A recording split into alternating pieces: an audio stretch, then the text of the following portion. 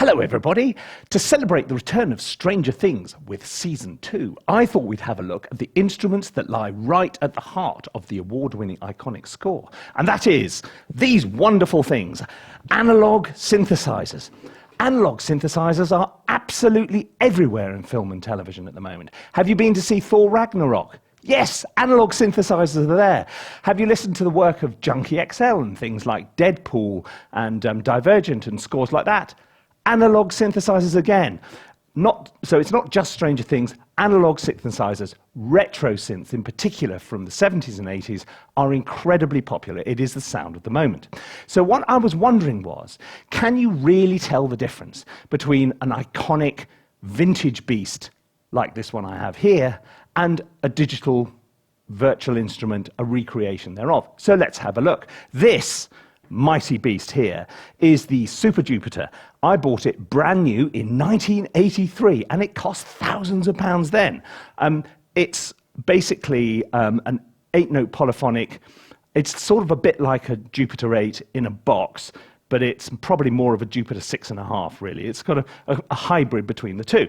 It's a wonderful thing. I've had it ever since, and it's a little bit quirky, but it does sound great. Now, if we then move over to who would be the digital contender here trying to fight for the crown, well, I think probably we'll start by looking at the Arturia Jupiter 8, which is a very faithful reproduction of the Roland Jupiter, and it looks exactly the same as the keyboard version of it, and we'll have a listen to that one as well. But let's start perhaps by having a listen to the MKS80.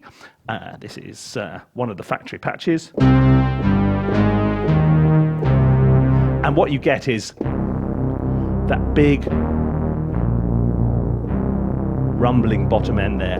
It's very, very warm, very... It has a slight... I tell you, the thing which you... It has a slightly warm... Sometimes the pitch is a little bit off. It's even got a button on the box to retune it because it used to drift out quite a lot.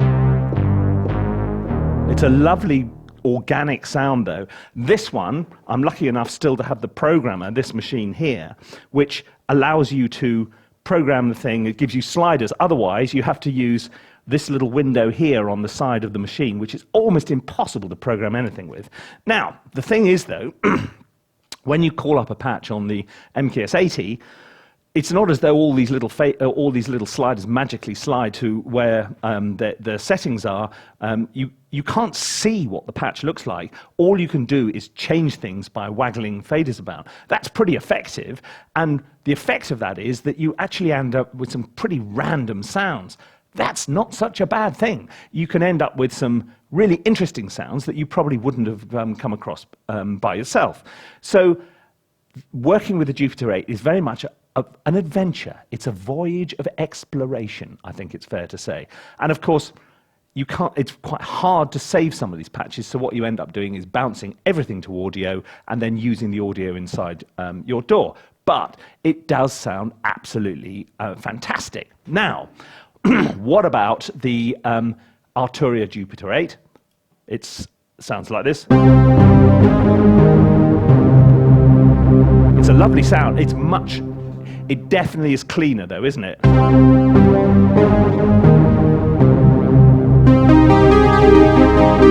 It does have quite a sort of clean digital ring to it. I mean, although that in a lot of circumstances that might be exactly what you want, you do get an enormous amount of extra bits and pieces which you don't obviously get on this. For example, you can save everything off, but also you can program everything. You can assign here, if we just click on the cutoff, there we go. I can assign a knob to that. So now you can remote. And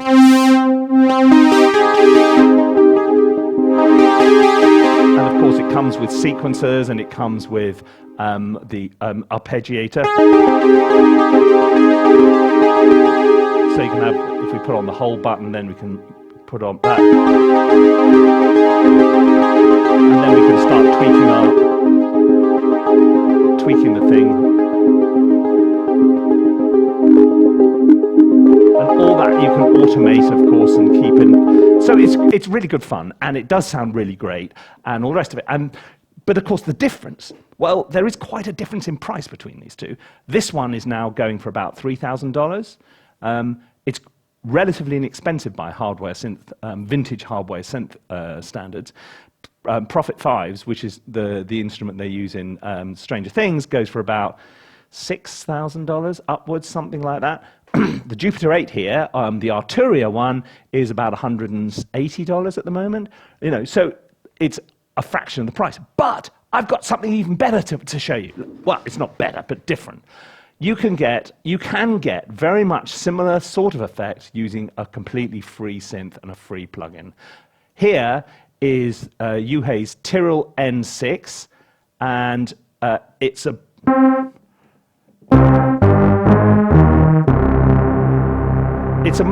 simpler beast all round, but it gives you at least a fighting chance of getting into the world of analog synths, and this is completely free. It doesn't cost you a penny. But today's top tip, if you want a digital virtual instrument like this to sound like this, the best thing you can do is to add something like this, which is a tube saturator or a tape saturator plugin, something which emulates the analog world. I've got a tube saturator on this N6, and it does sound much, much better. I mean, if I take it off, for example, for a moment, you'll see what the difference is. Put it back on.